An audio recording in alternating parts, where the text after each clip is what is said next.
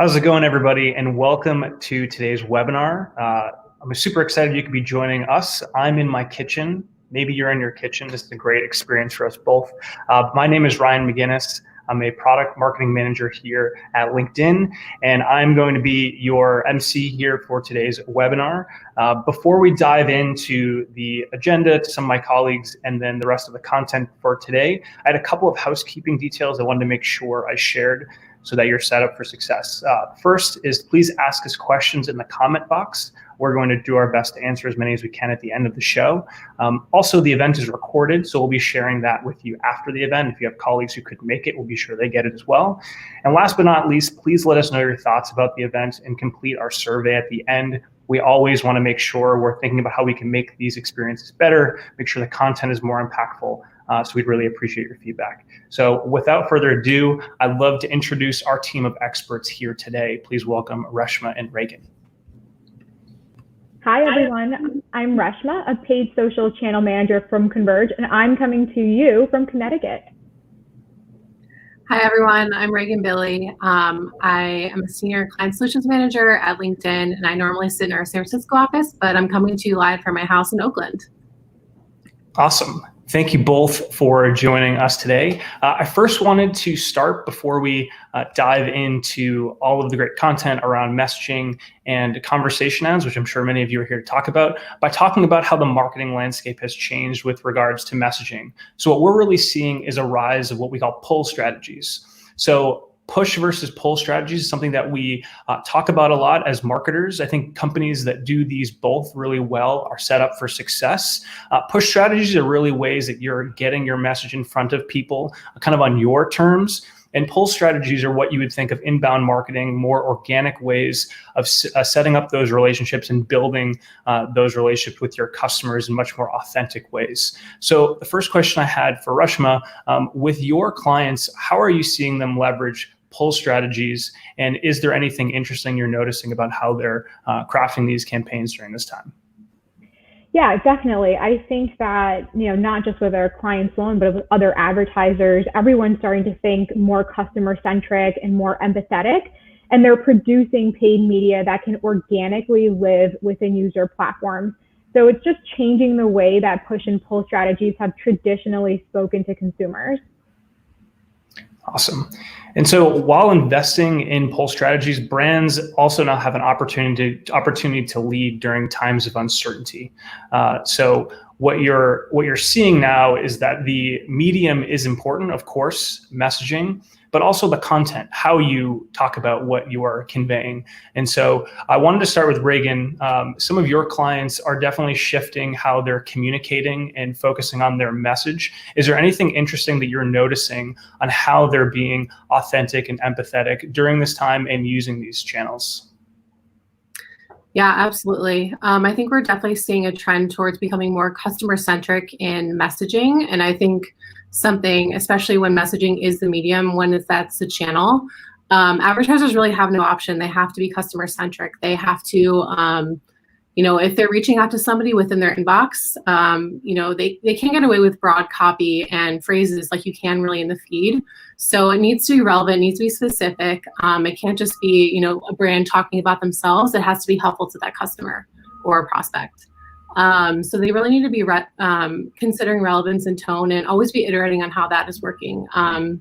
Even specifically in this time, things are not business as usual. So I'm seeing a lot of my clients, especially when it comes to messaging and their strategies, they're updating their messaging to just acknowledge that, time is, this time is different. It's a little bit intense. People are going through a lot. So, not everything is business as usual. And I think acknowledging that is really important. Yeah. Awesome. And Reshma, I know that you have such a diverse range of clients. Is there anything that you're seeing or any trends that are emerging with how they're leveraging some of these ways of sharing messages during this time? Yeah, definitely. I think this plays twofold, right? So I think it starts with the creative standpoint and then definitely at a media standpoint. With creative, we're trying to be more mindful of the platforms and the experiences that users are having. And we're seeing advertisers apply more of an organic look and feel to their paid media content.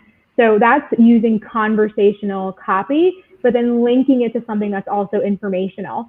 Now, from a media standpoint, we've seen that leveraging a multi-format mix versus a linear format strategy can better help reach audiences at the right time, the right way. I think that social media as a channel is very progressive, and as advertisers, we're just trying to keep up with it. So everyone is very eager to try the new next thing. Definitely. And I think a few things that really resonate with me is right message at the right time and organic. So I think that a lot of the B2B and B2B and B2C marketers that have been giving feedback on what's most important for customer engagement will agree. And that not only are you seeing personalization and relevance be one of the top ways that they think this will be impactful, but also increased integration between channels. Now, this isn't just technology integration. I think that's where our mind goes first, but also message integration. Is somebody seeing the same type of message or at least tone of message across different platforms or even on the same platform across different ad formats? And that's something that we're working with a lot of marketers to better understand today so that their customers and prospects are getting the same look and feel type of message no matter where they are to get the message at the right time, to your point. So I wanted to then turn it over to Reagan to talk a little bit more about the rise of mobile messaging. Yeah, thanks, Ryan. I think also just thinking about personalization and relevance, going back to that, making sure that, messaging, it has more personalized than other ad placements, especially on LinkedIn. When you kind of pair that with our targeting, you're able to, bring in different things like macros and, call out people's names and job titles and the companies they work for. So personalization is really important. And, when you pair that with a multi-message or a multi-channel strategy, just showing them how mobile messaging can plug in across the customer journey and how people can use it outside of just sponsored messaging. In particular, something like a retargeting use case, making sure that, you have an always on messaging campaign to, set up to serve messages to somebody that's, visited a certain landing page that you have, really, really personalized, popping in saying, hey, Reagan, I noticed you were looking at our products. Could you be interested in something like this white paper or, filling out a lead gen form to get a demo? So I think, backing up for an eagle eye view and looking at the marketing landscape right now and how messaging is really, becoming the preferred channel of communication. This survey from eMarketer shows that by 2023, will we use mobile messaging apps regularly.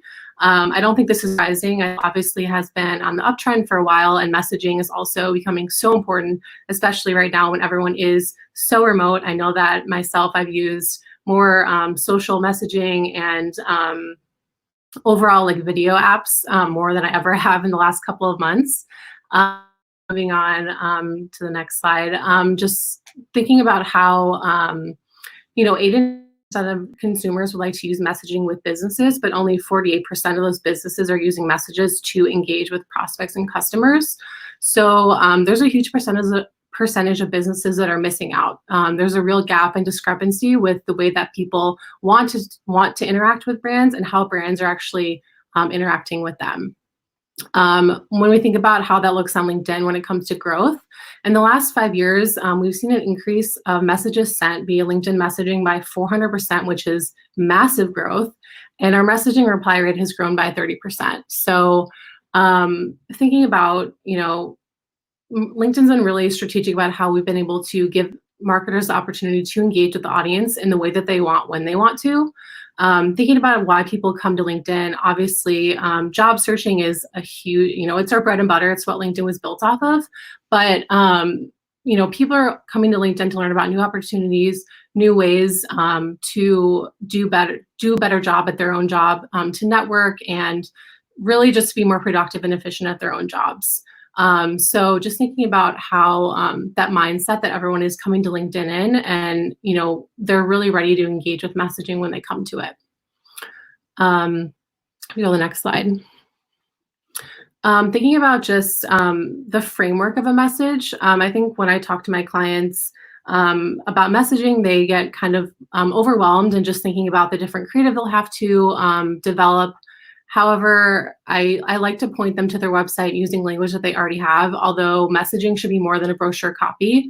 Making sure that you are introducing yourself and giving a company overview that details, who you are as a brand. Making sure that you use taglines that capture the essential value of the company and calling out your value prop and any key benefits. Targeting audiences and their relevant pain points. So making sure that you're really speaking to how your brand or company can help potential members, prospects, customers. And then any sort of proof points. I always like to use the example of any sort of numbers really pop within a messaging channel. So making sure that you're using any of those proof points within your messaging. So the next one, the next slide is really about how internet users worldwide are using mobile messaging to interact with businesses. I thought that this survey was really interesting. On the left side, it really calls out these one-way notification-based messaging, which I think has really become the norm. Understanding when your package was delivered, you get a message confirming that. When a healthcare appointment was booked, when your bank balance, all of these I think are really specific to different industries, which I think is great. And I think that they're really the norm right now. But if you look on the other side of this, the used customer support is really the top use case when it comes to two-way conversation messaging. And I think this really speaks to just, I know personally, this is how I would prefer to engage with a brand. I'm not one to really pick up a phone and figure out a customer support issue. I would love to, resolve that within, an app or on their website within a chat integration. So I think it's just, it really says something that, used customer support is the top way here. And then backing up, I know I mentioned that I've been at LinkedIn. So I've been at LinkedIn for about 2 years working specifically with tech clients. But before this, I was at a paid social agency and I was running, advertising campaigns across both B2B and B2C. And I was running some of the earlier messaging campaigns and other channels. And something that I think we've been really strategic about on LinkedIn is just, how do we make this as seamless as possible? Because I know that when I ran earlier messaging campaigns, we had to use, a whole other partner to build out a chatbot integration, which means, you need extra budget and a whole other partner into the mix. And it just adds a little bit of level of complexity when it comes to running a really successful messaging campaign. So I think that LinkedIn has done a really good job of making this really seamless. We have all these in-platform templates. We know that media is running, media is moving so quickly. Budgets are shifting, things are changing in the world. So we just need to be as nimble and flexible as possible. Also speaking to just, LinkedIn in general and, why I think this is so unique. Again, we've been so strategic about how we've, built out these products and rolled them out to make sure that they fit really well into the member experience. We have really, strong frequency caps so that we're not spamming members with sponsored messages every other day, every day. We want to make sure that, this is not, ruining your experience on the platform. I think in the feed, you kind of expect to see ads at this point, but in the inbox, we do want this to be kind of a protected, safe place. So we have those frequency caps in place for members. We also have the option to send messages from a member sender, not necessarily just a company page. So you don't always feel like you're being marketed to from a specific brand or company. So it makes it definitely more personal. And then we'll get into this a bit later, but just with our different integrations with our lead gen forms and, different options to add assets and, different conversation flows, I think that this product is really built out to be a full funnel product. So now we'll jump into, why LinkedIn messaging. That was kind of why I think LinkedIn is unique when it comes to our sponsored messaging offering. But just thinking about, I think Reshma mentioned it earlier, just like right message, right person, right time. And I think that, LinkedIn provides that, the world's largest professional audience with over 675 million members with seniorities ranging from, entry level all the way up to C-level executives. We have business leaders, decision makers, influencers, and those individual contributors that are doing the hands-on work day to day. And with that comes our best-in-class targeting, so you can really reach who you need to when you need to. The environment. This is when you're coming to LinkedIn, again, you're in this really professional mindset. So, people are really ready to, check in and network and learn about how they can optimize their career and their, current work situation when they come to LinkedIn. So it's a really trusted environment that people are really open to engage with when they're there. LinkedIn members, they want to engage with your brand, especially when it comes to sponsored messaging. We get more than 1 in 2 members opening a sponsored messaging ad, which is a more than 50% open rate, which is amazing. We see that messaging conversation ads are driving really, really high engagement on the platform versus other ad formats in the feed. And then using that lead gen form integration can help drive 2x more leads directly on LinkedIn. And then I think we'll get into this more later, but again, you can drive tangible results for multiple different objectives in one streamlined campaign with messaging. So I'll kick it over to Ryan to talk more about our flavors of sponsored messaging that we offer. Yeah, awesome. Thanks, Reagan. So sponsored messaging on LinkedIn comes in 2 formats. Message ads, or what you've formerly known as InMail, is a really great way to have an authentic one call to action conversation with a prospect or customer. It feels like an email. In fact, it actually gets almost 3 times the open rate as a best-in-class email, about 20%. And what we've really found to be successful, aside from great subject lines like emails, is a lot of advertisers are using message ads when they have something exclusive or an offering that they feel there's no other options. They want you to take this one action based on what they're advertising. So this is great to drive event registrations, product demos, a lot of bottom of the funnel related activities. And we still believe that this is one of the best ways to get your message across to that audience. And the other format that we recently launched a couple months ago is conversation ads. Conversation ads gives you the ability to understand a bit more about what somebody is doing within a conversation, right? You can add up to 5 calls to action, and you can really run the gamut of anything within a funnel of what kind of information you are both gathering and offering. You can promote an asset using a lead gen form, but you can also add a couple other calls to action to explain a topic a bit better or lead somebody to look at case studies on the website. And so before we dive into conversation ads, I wanted just to take a quick trip down message ads lane, just to give you a better understanding of how message ads can be used most effectively. Like we said, it's the best for a single targeted CTA, using our best practices around targeting and audience engagement. We've updated a couple of our targeting best practices and things that you can take advantage of today, like interests, or we believe it's the most targeted way to reach who you're trying to reach. And then you can also do a great job of measuring what the impact is, because it is a single call to action, leveraging our conversion tracking and other things on the platform to make this medium super impactful. And then conversation ads, which we just launched, are a really great way of taking best practices from message ads and bringing that right into somebody's inbox. So like I said, you can add up to 5 calls to action, but we find the sweet spot between 2 and 3 as being the best from an engagement perspective. But you can add rich text media. You can give somebody the ability to both fill out a lead gen form and go to your website to learn more. And from there, you're just learning a lot more about user behavior. And because of that, the engagement rate and the click-through rate is actually 3 times higher from what we've seen in our beta cohort compared to message ads, because there are just many more options for somebody to choose from along that user journey.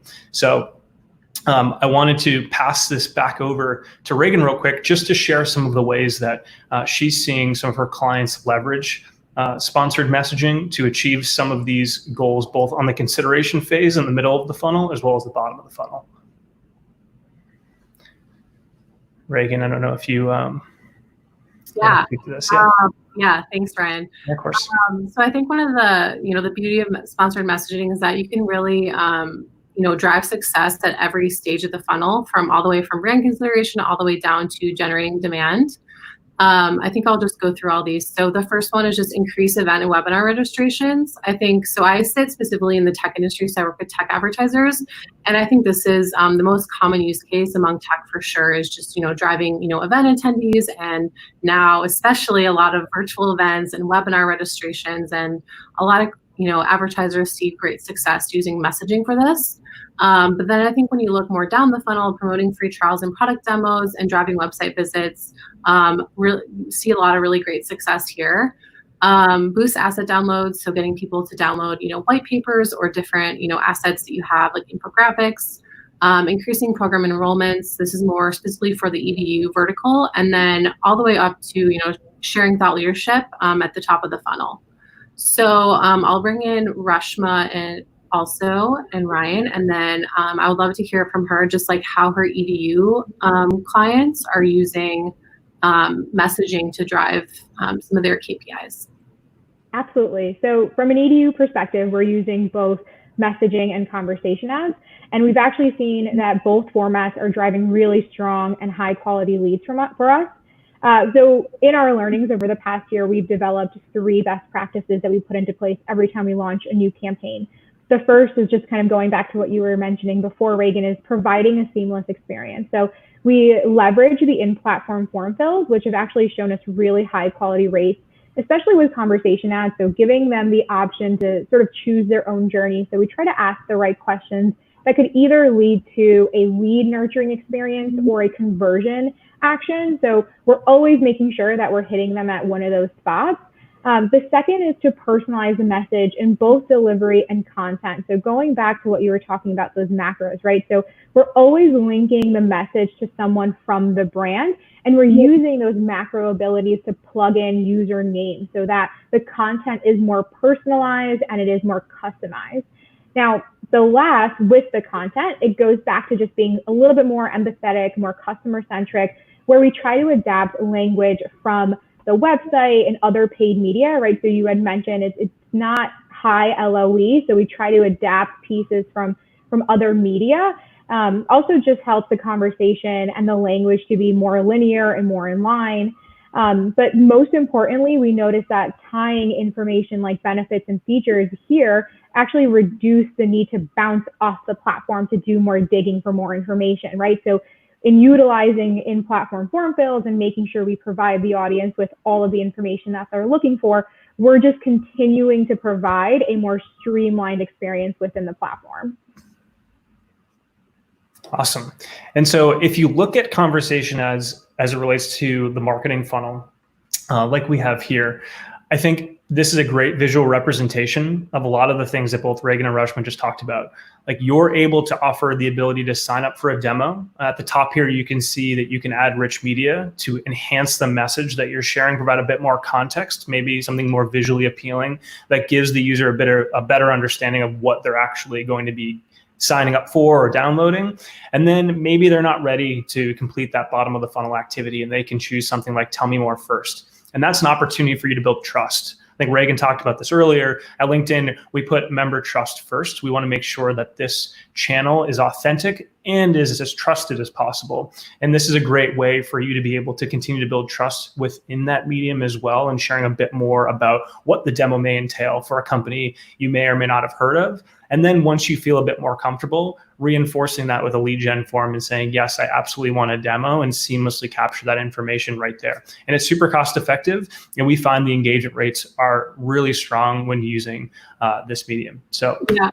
One other thing I was going to say about that was, I think one of the amazing things about conversation ads is that you can accomplish multiple KPIs within one campaign, one ad unit. I think that marketers are always in this place where they're being thrown a lot of different campaigns and dollars, and not everybody knows like the marketing KPIs that they can run against on LinkedIn. So if you're getting a marketer that says I have $10,000 that I need to drive website visits and also drive engagement and also drive form fills, they have all these different KPIs. Maybe they're not all able to be accomplished, but at least conversation ads is able to give you kind of different, buttons and conversation paths so that you can report off of multiple KPIs and show success, whoever you're reporting out to. So I think it's one of those amazing, ad units that you can really accomplish multiple things, especially when, you're working with a bunch of different teams that don't necessarily know everything about, how you would necessarily run a marketing campaign, if they're sitting in different functions or roles or don't understand normal marketing KPIs. Yeah, and honestly, Reagan, that's a great segue into reporting. So maybe if you want to just talk a little bit about how somebody who's setting up a conversation ad for the first time can expect to see the results of a new campaign. Yeah. Yeah, just in terms of reporting and what's offered. So for sponsored messaging, message ads and conversation ads, you're able to select a drop down of sponsored messaging right in the campaign manager tool. You're able to see everything when it comes to sends, opens, open rate, click through rate after the message ad is opened. Usually we like to measure success for message ads initially, at the high level, looking at open rate and potentially cost per send.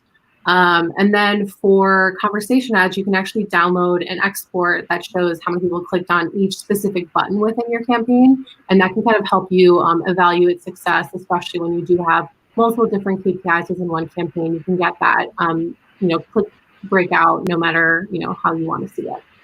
Awesome. And so now we're going to transition into some of the success stories that we've seen from advertisers that are using sponsored messaging on LinkedIn. I think what the two examples that I'm going to talk about next are great to show that it's not just a bottom of the funnel way of getting your message across and advertising on LinkedIn, but a way of taking advantage of a full funnel objective or goal that you may have as a marketer to both maybe grow newsletter subscribers, as well as get people to not only attend an event, but get the most out of the content there. So I wanted to start with JPMorgan.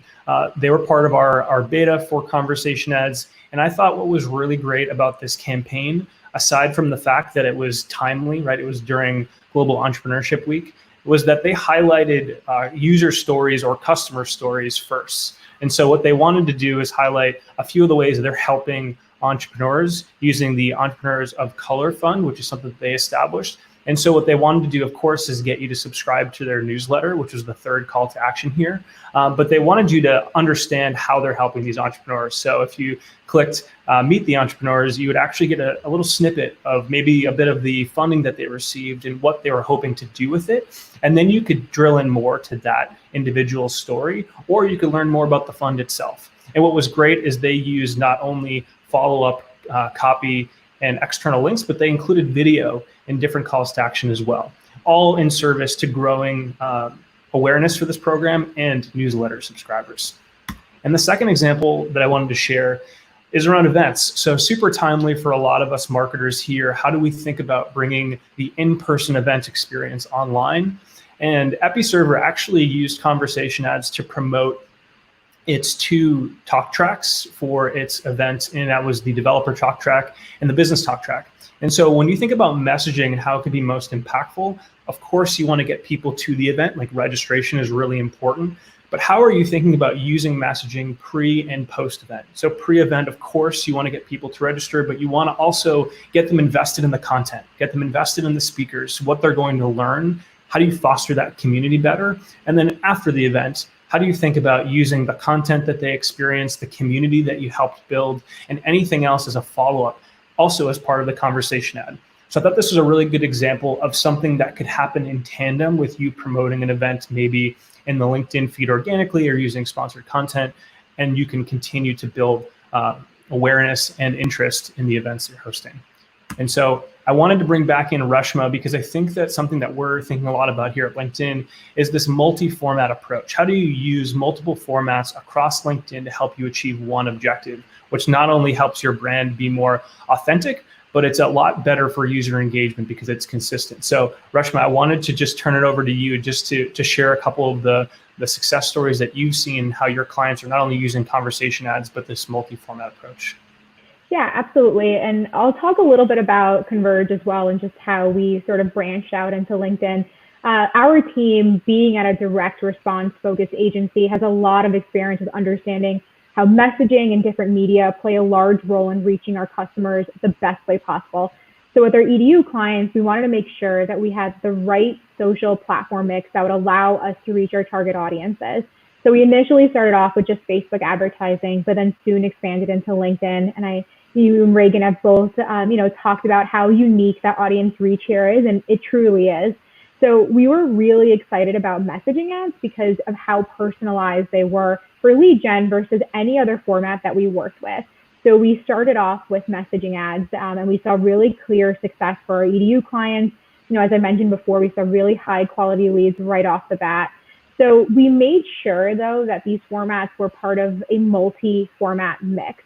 So we utilized text ads, sponsored content posts, and messaging, all with variable objectives that align to a top to bottom funnel approach, because we know, not only as users of the platform, that everyone interacts with these different products and format lines very differently. That's great. And from a customer example, like how have you seen different verticals adopt conversation ads specifically? And is there anything that you find really interesting with how they're using it? Yeah, and I'll go back to the example that I mentioned before when we were talking about best practices. With one of our EDU clients specifically, we use conversation ads very strategically to both nurture the lead if we know that they might not convert just yet, to then lead conversion. So we offer both paths, both examples, to make sure that at the end of the day, we are leading to the same objective, right? A potential, quality lead that will convert at the end. So given that the conversation ad allows for about 5 questions to be asked, we either have them direct to a landing page or to a customer service agent through a telephone number, and then to an in-platform form fill. Awesome. And then just kind of the last question I had for you, I think behaviors of marketers are changing throughout this time, and just to meet the demands of their customers, and obviously if you're an agency, your clients, how do you think about this behavior changing as more and more marketers adopt not only inbound messaging tools like chatbots, SMS? We're communicating obviously through a lot of these channels ourselves personally. How do you think that will shift the way that marketers invest in these tools to deliver better experiences for their customers? Yeah, I think it's undeniable.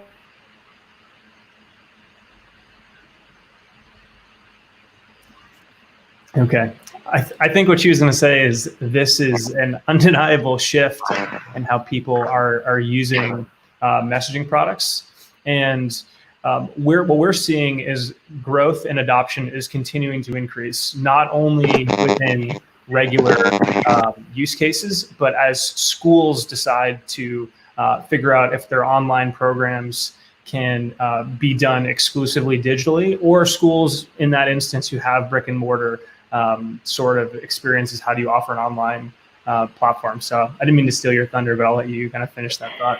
No problem. Perks is working from home, right? So, no, that's exactly it. I mean, we're changing the way that we communicate in our personal lives, and I think that people expect our brands to change the way that they communicate with us. So I think that now more than ever, especially in today's world, marketers are really thinking mobile ready first. And messaging just has a really unique ability to address a growing demand for personalized content and a streamlined experience. Awesome. Well, we're going to spend the next 10 or so minutes turning it over for some Q&A. So if anybody has questions, please put them again in the live chat here, and we can answer them for you.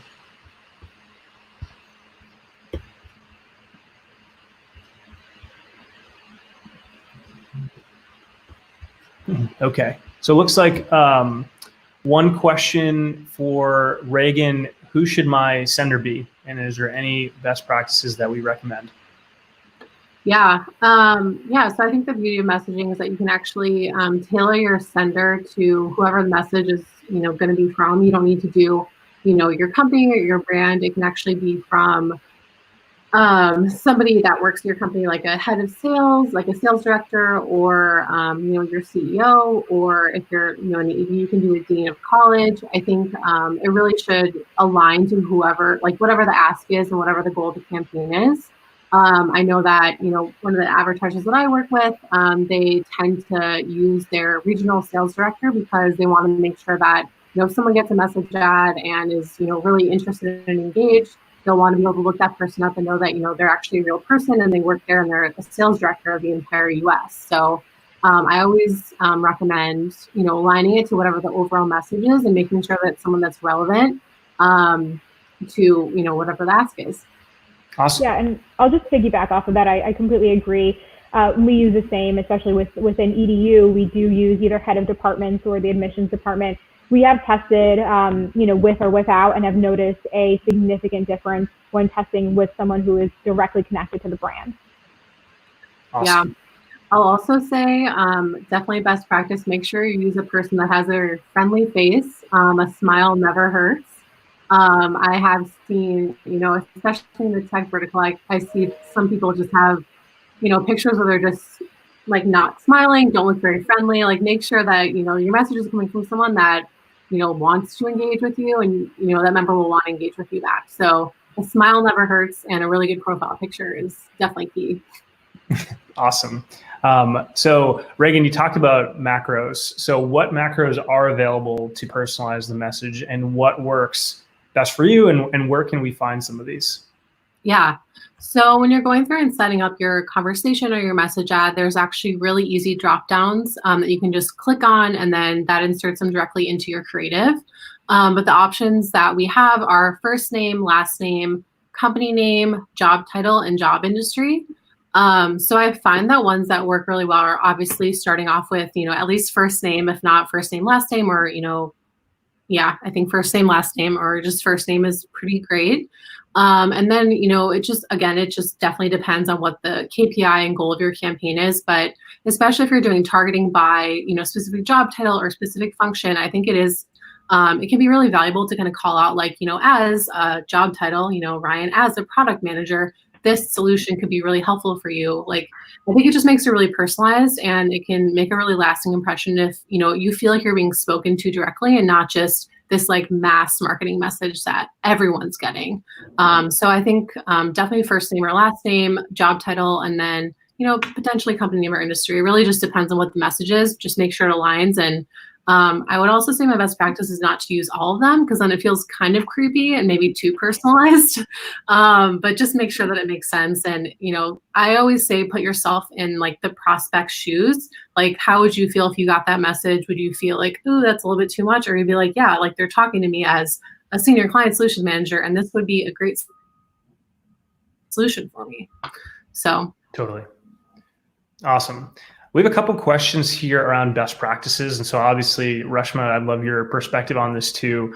One of the questions is, would you recommend that using messaging to follow best practices of starting with awareness before moving on later to consideration and conversion? Or do you think that, you can kind of start inversely?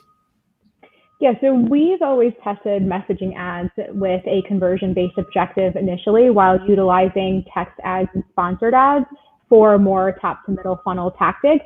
I think that, depending on the right objective and the right KPIs, sponsored messaging, both in conversation ad format and in the formerly known as in-mail format, can be very effective because there is really high engagement there. Yeah. Yeah, I totally agree. I think, multi-product is definitely the way to go. Don't rely on sponsored messaging or sponsored content or text ads to accomplish all of your KPIs.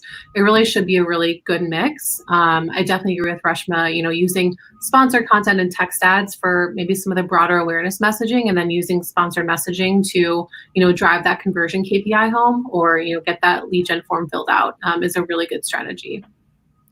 Totally. And then just to kind of piggyback on that, a couple of questions are around metrics, which I think is fantastic, around what does actual success look like from an engagement perspective? And do we have any information regarding drop-off rate when somebody begins to interact with the ad? So I'll start by answering that in kind of like an indirect way, which is, we launched this 2 months ago. We're starting to form now some of the best practices as it relates to conversation ads. So by the end of this quarter, we'll have a better understanding of what we can then pass along as what our best practices from a benchmark of what we start to see. I think some of the things we shared earlier, just in terms of click-through rate, we're seeing best practices and best in class ads around 50% click-through rate. And then, as Reagan mentioned, lead gen form conversion is around 2 times higher when you use it in sponsored messaging compared to other mediums. So I think those, while not a great answer to the exact metrics you're looking for, we hope to very soon have more metrics to share on what exactly does best in class engagement look like, and how can you measure some of your campaign metrics against that. But I don't know if either of you had some anecdotes to share around how your clients think about engagement. Yes. Oh, sorry. Go ahead, Reagan. Go ahead. I was going to say that with, at least with conversation ads and email or message ads, we take a look at click-through rate for sure, the engagement that happens within the actual message, as well as open rate. I think that that's a huge metric that sometimes gets overlooked for the format, but open rate is, I think, a great indicator. And then depending on the client and what your conversion or the KPI that you're measuring towards the end, you can sort of develop a curve or any sort of, I guess, time period to see how long it does take for someone to go from an open to then a conversion. Yeah, I agree. Yeah, with kind of like those top line metrics in terms of like open rate and kind of initial click-through rate. With my clients, I know they're always kind of asking me for benchmarks, so I kind of push them to be like, let's actually look at how you perform in the past and kind of try to just improve on that. So, my clients, they have kind of a baseline open rate and click-through rate they're kind of expecting from their message ads that they launch. And again, with conversation ads, it's still a newer product, so we're still kind of figuring out what that looks like. But another thing that, my client always kind of looks at, like their metrics on their back end too, just understanding when it comes to marketing qualified leads or sales qualified leads, or even further down to opportunity, understanding, what the off-platform metrics also look like when you look at, the on-platform metrics as well. So yeah. I think it's a really good mix, just making sure that, from a platform standpoint, they're at least hitting what they have consistently or improving on that. And then making sure that their first party data is also looking really strong when evaluating. Totally. And I think one thing too, if you're looking to test a piece of content, is take something that maybe you've used for sponsored content or other formats and test it on message ads or conversation ads in particular. I think that this is great for, evergreen pieces of content that maybe it's a recorded webinar that you think is very timely to re-promote, or a piece of content where maybe you thought the CPC was a little high from a feed-based format, and you want to see if you can maybe diversify how you advertise on LinkedIn. I think those are great ways for you to start to understand what types of content and where in the funnel resonates most with your target audience. And I think this actually ties well into our target audience question we had around sizing and what we find to be best practices. I'll let Reshma and Reagan take it up after this, but from my perspective, we actually find that the more targeted you are, the better. So we have best practices around using targeting on LinkedIn, and the more targeted you can be in sponsored messaging, the better, because what you're doing is you're coming to somebody with a unique offering, whether it's message ads or conversation ads, and you're trying to get them to convert on something. Ideally, it's a lead gen form. And so if you're trying to promote a webinar and you want to help people understand what the financial outlook of this year is going to be, you're targeting maybe in the US, maybe these different roles, maybe you have an inclusion list that you're like, these are people you absolutely want to include. And then there's a bunch of people that have already converted on this content on your website that you don't want to include on that. We find that approach to work really well for our advertisers. But if either of you have any other best practices from a targeting perspective, I think that'd be great to share. Yeah, I'll say that, we definitely utilize the attribute targeting the most. I think that when you add guardrails at more of a demographic level, we see that's where performance starts to slow down a little bit, because I think the system is, just trying to pace as strongly as it can. So the more guardrails I've seen, the less effective. So sort of dialing back and targeting where, where it counts, right? So I think it's those attributes that really count the most, rather than age or gender. Sometimes even geolocation being a little bit broader and letting the system optimize to where the conversions are actually happening. Just putting your trust into the system there and the team that you're working with. So that's what I'd say. Yeah, I agree with you both. I think when it comes to ideal targeting audience size, I think it's just always going to depend on who your ideal target is. I think it's just being realistic about the budget that you have that you want to spend and the amount of people that you're really able to serve. And if you're not going to be able to like serve all your budget to like a really small targeted list on messaging, maybe supplement that with some sponsored content. I think something that, we see is that retargeting always works really, really well, but it's not always the most scalable option when it comes to kind of blowing out success and spending a ton of money against it. So just being realistic about, if your retargeting audience is a little bit smaller, how can you grow that using other ad products, and then kind of capitalizing on retargeting success that you've seen with sponsored messaging. So it's kind of just like a push and pull and understanding, what works and, how you're going to spend your budget and optimizing, kind of every day. Totally. A related question is around where we're seeing the most adoption from an industry's perspective. I think Rashma spoke about EDU, and the tech sector, software in general, has been quick to adopt conversation ads. These have been two industries that have really been the best-in-class examples of how to use sponsored messaging, message ads primarily before this. So that makes a lot of sense. There are some really interesting use cases we're seeing come out now. I think from like a healthcare perspective, people who are trying to shed some light on what's going on in the current climate, as well as offer opportunities to share thought leadership around different things that they're doing or how you can stay engaged, I think is also a really interesting way to have another medium aside from email to get your message across, because it is intimate. It comes from a person if you choose to have it a member sender, and it is, kind of like a dedicated spot within their inbox during that period of time where they're only going to get that message from you.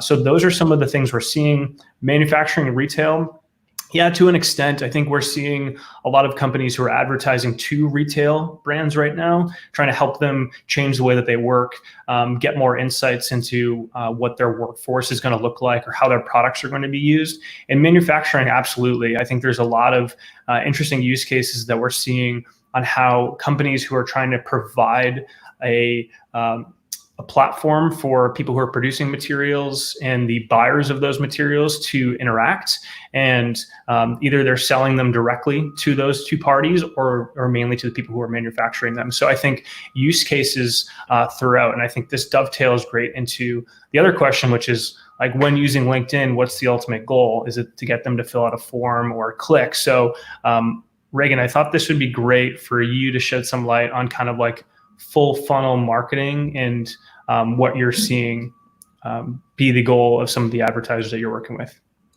Yeah, I think with conversation ads, what I mentioned before, like you can accomplish these multiple different KPIs within one ad unit. And I think being able to drive people to, your website for more information, or to a case study, or, staying pretty high funnel, just making sure that they're getting the information they need in order to kind of move down the funnel and either sign up for that demo or fill out the lead gen form, I think is really amazing that we have like the ability to kind of choose your own conversation path. And I still kind of believe in that one singular KPI for a campaign. So if my ultimate goal is to drive lead gen forms, I would potentially offer some other click-throughs to, the website, or to learn more about a case study, maybe within like the same message, just, tell me more, and then just have like some other kind of proof points and numbers there.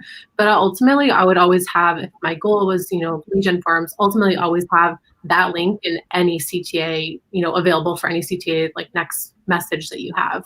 Mm-hmm.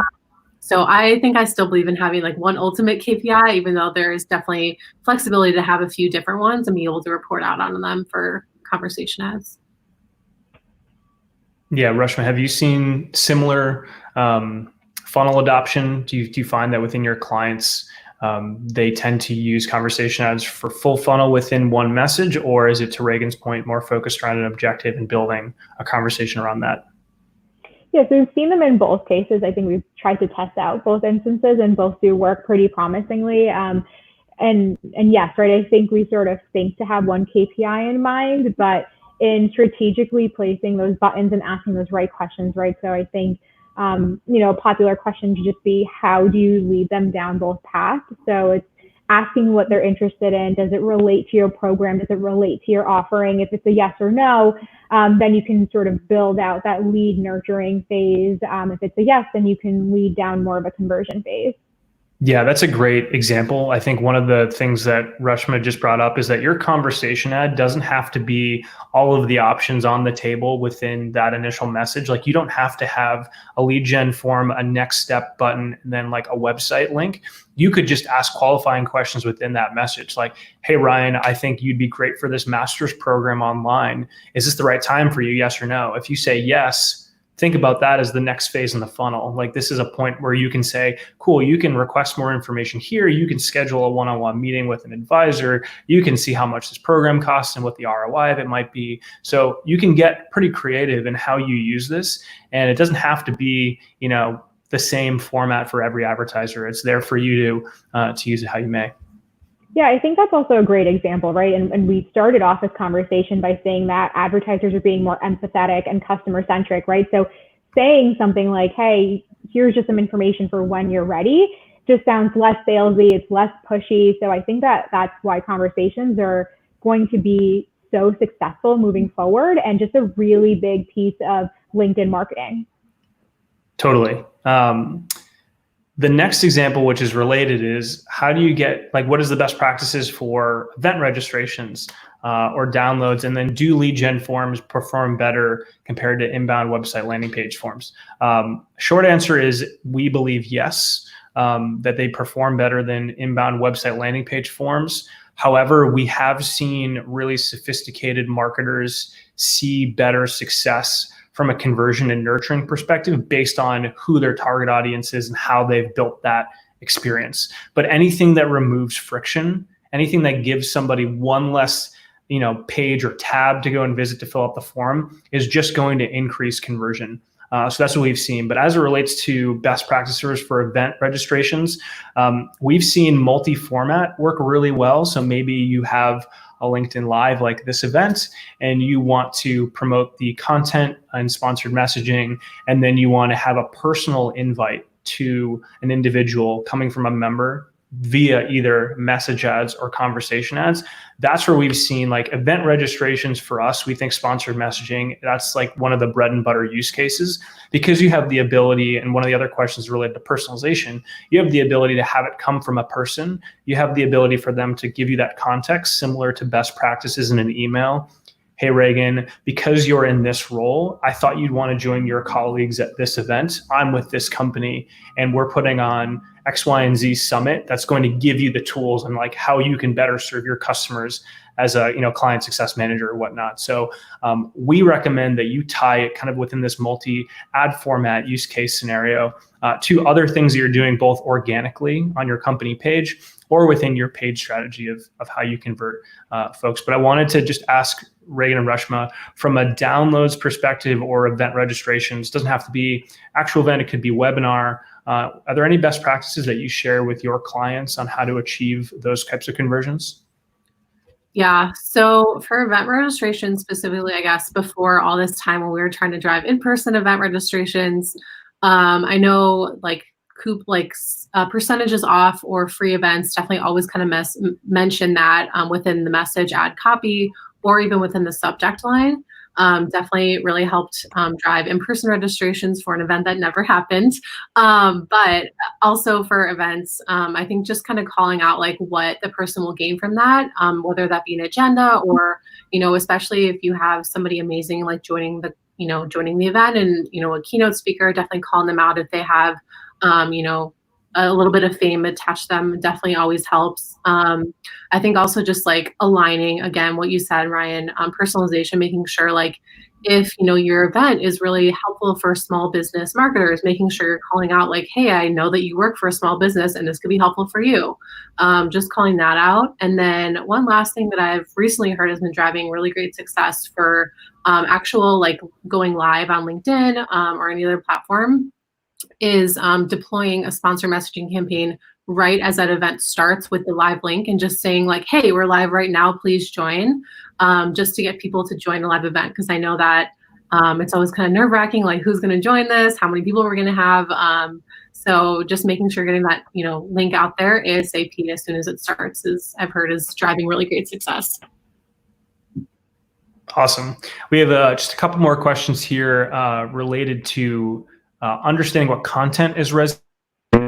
Is there an opportunity to use third-party tags on conversation ads? So Reagan, maybe I'll let you start with this, and Reshma, I'd love your thoughts on how you're tracking the success of conversation ads with your clients, either using LinkedIn tools as well as other third-party tools, and then how do you take what the performance of certain content and advise on how they should be thinking about either the development of a future campaign or the evolution of that one? Yeah. So the third-party tags question, might need to be corrected, but when it comes to click trackers or any sort of UTM parameters, you can for sure use those in your URLs for any of the CTA buttons that you have. For view tags or impression tags, I'm not 100% sure, but I'm thinking that that is not allowed.